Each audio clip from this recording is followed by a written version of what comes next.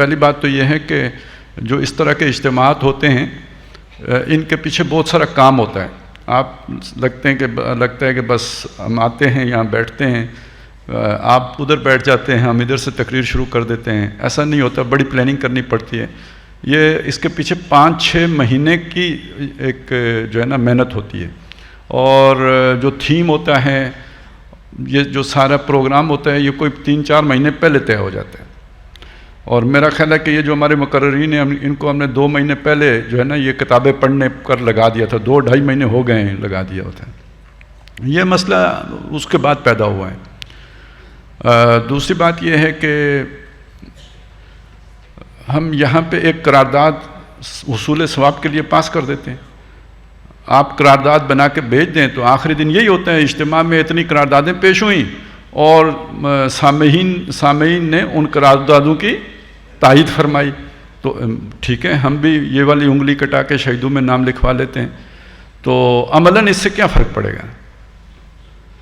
وہاں پہ قتل و غارت گری بند ہو جائے گی، وہاں پر جو ہے نا وہ جو کچھ بھی اس وقت ہو رہا ہے وہ رک جائے گا.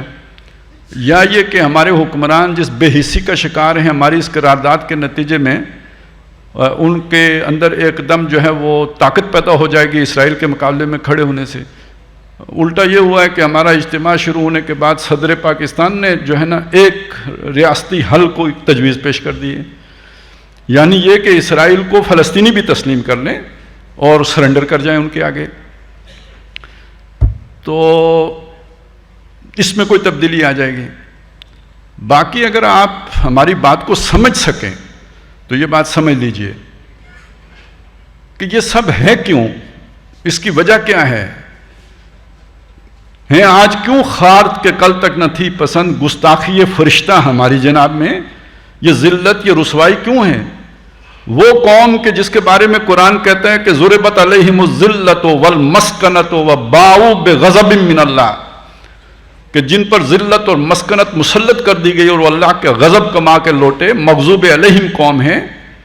اس کے ہاتھوں آج مسلمان کیوں پٹ رہے ہیں، اور اس بے بسی کے ساتھ پٹ رہے ہیں کہ کوئی ان کی مدد کو بھی نہیں جا سکتا، اور اگر کوئی جانا بھی چاہے تو حاصل کیا ہے.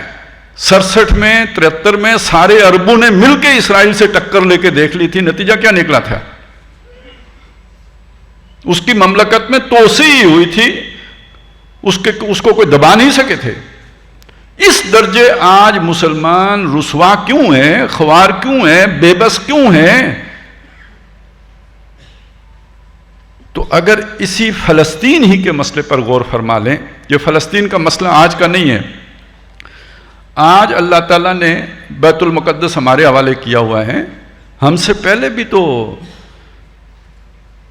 بنی اسرائیل تھے جن کو اللہ تعالیٰ نے اس کی تولیت دی ہوئی تھی. ان پر اللہ نے بخت نصر کو کیوں مسلط کیا تھا جیسے آج ہم پر یہودیوں کو مسلط کر دیا ہے؟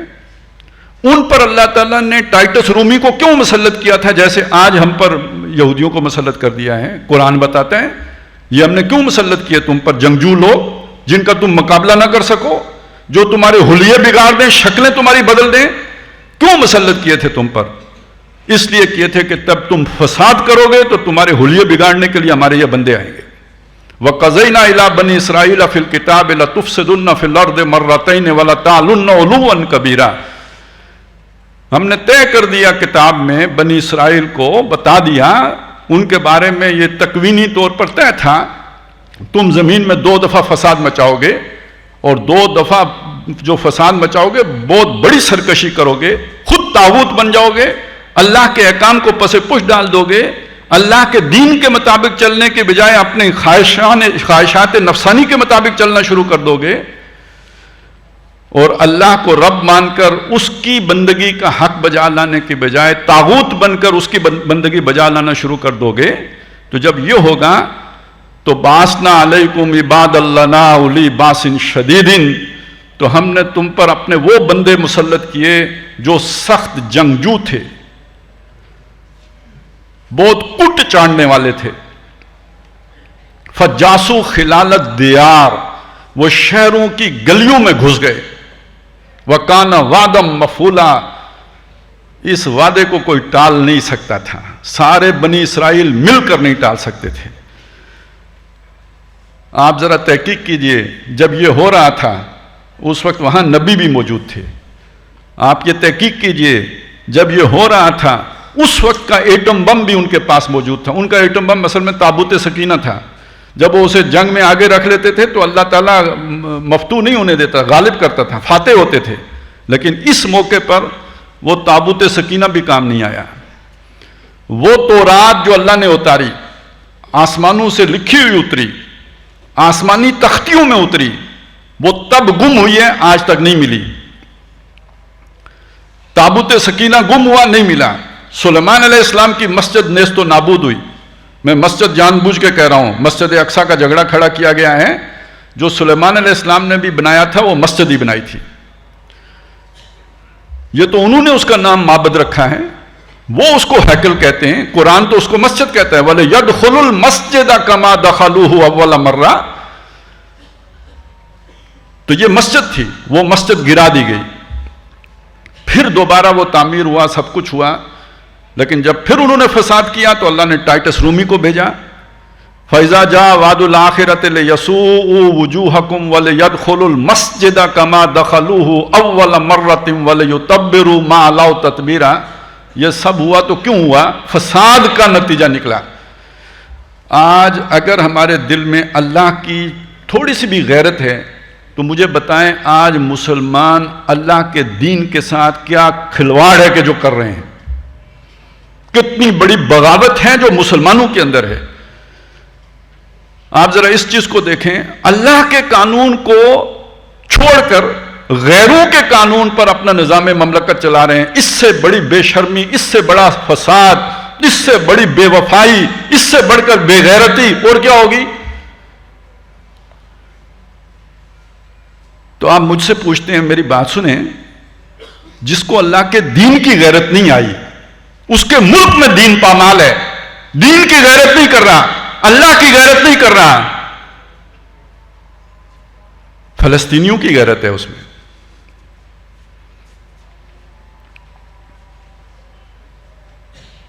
مسلمانوں کی غیرت ہے. سوچا آپ نے؟ پہلے نمبر پر غیرت، میں یہ نہیں کہتا کہ وہ غیرت نہیں ہونی چاہیے، لیکن غیرت میں پہلے نمبر پر کون ہونا چاہیے؟ اللہ ہونا چاہیے، اللہ کا دین ہونا چاہیے. آپ نے اللہ کی کتنی غیرت کی ہے، اللہ کے دین کی کتنی غیرت کی ہے. یہ غیرت کا لفظ میں اپنے پاس سے نہیں کہہ رہا. جب اللہ تعالیٰ نے حضرت جبریل علیہ السلام کو حکم دیا کہ فلانی فلانی فلانی بستی ان لوگوں کے اوپر الٹ دیں، اور جبریل علیہ السلام نے عرض کی یا باری تعالیٰ ان بستیوں میں سے ایک بستی میں تیرا ایک ایسا بندہ بھی ہے جس نے کبھی پلک جھپکنے کی دیر کے برابر بھی کوئی معصیت، کوئی گناہ، کوئی غلط کام نہیں، تیری نافرمانی نہیں کی، اتنا نیک آدمی ہے. اللہ نے فرمایا اس پر پلٹو، پھر بعد میں باقیوں پر پلٹو، اس لیے کہ اس نے کبھی اس کا چہرہ میری غیرت میں متغیر نہیں ہوا. میرے احکام ٹوٹ رہے تھے، لوگ پامال کر رہے تھے. جیسے ہمارے ہاں بھاری بوٹوں تلے کچلے جاتے ہیں اللہ کے احکامات، ایسے میرے احکامات کی گرد اڑائی جا رہی تھی. اور یہ بیٹھا اللہ اللہ اللہ کرتا رہا، اس کا چہرہ متغیر نہیں ہوا، غیرت نہیں کھائی اس نے میرے دین کی، باہر نہیں نکلا. اس کو بھی رگڑو بیچ میں. تو میں تو کہتا ہوں یار ہمیں ڈرنا چاہیے. پہلی ہمیں یہ دیکھنا چاہیے ہمارا کیا حشر ہوگا. یہ مدد کرنے والی بات کی ہے، قراردادیں پاس کرنے والی بات کی ہے، یہ سب بات کی باتیں ہیں. اس کو دیکھ کے اپنے انجام پر غور کریں جو کل ہمارا ہونے والا ہے، کیونکہ ہم کوئی کم مجرم نہیں ہیں. تو جو سچی باتیں، جو کھری باتیں، جو درست باتیں، جو قرآن سے نکلتی بات ہے، حدیث سے معلوم ہوتی بات ہے، وہ یہ ہے کہ یہ انجام سارے مسلمانوں کا سر پہ کھڑا ہے. کیوں؟ سب نے بغاوت کی اللہ کے دین سے. اور یہ کوئی انہونی بات نہیں ہے. جب عربوں نے کی تھی تو اللہ نے ہلاکو خان اور یہ تاتاری مسلط کیے تھے یا نہیں کیے تھے؟ کروڑ کے لگ بھگ مسلمان اس فتنے کا شکار بنے تھے یا نہیں بنے تھے؟ اور اللہ نے نہیں فرمایا ان تتولوا یستبدل قوما غیرکم، مسلمانوں اگر تم میرے دین سے روگردانی کرو گے تم کو ہٹاؤں گا، تمہاری جگہ دوسری قوم کو لے آؤں گا.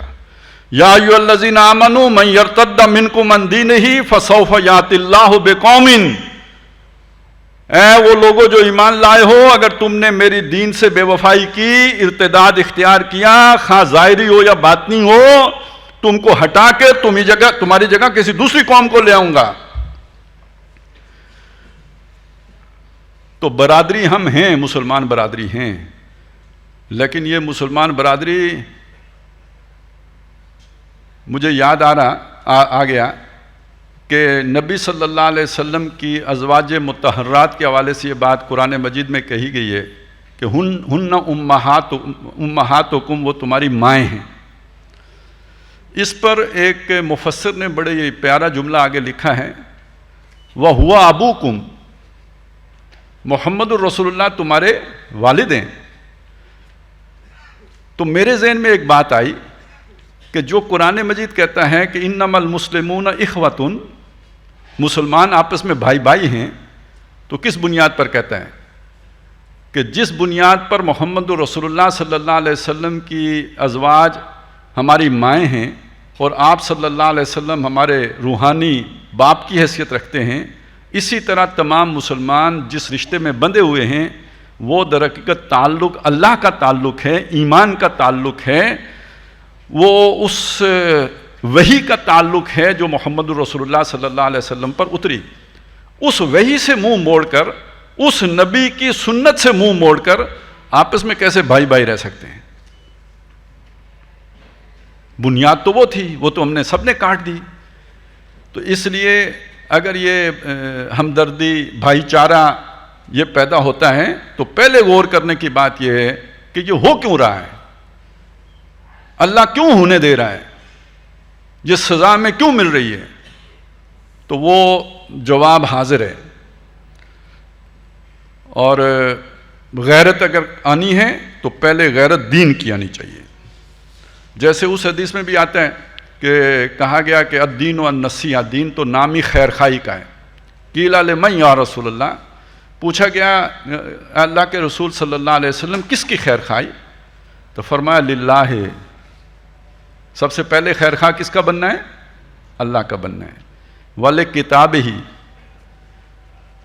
اور اللہ کی کتاب کا خیر خواہ، والے رسول ہی، اس کے رسول کا خیر خواہ، والے ائمۃ المسلمین، اور مسلمانوں کے جو لیڈر ہیں ان کے خیر خواہ۔ اگر مسلمانوں کے لیڈر ہوں، وہ لیڈر مسلمانوں کے اوپر غیروں نے مسلط کیے ہوں تو اس کی بات نہیں ہو رہی، یا وہ اگر خود دین کے ہی خیر خواہ نہ ہوں تو ان کی بات نہیں ہو رہی۔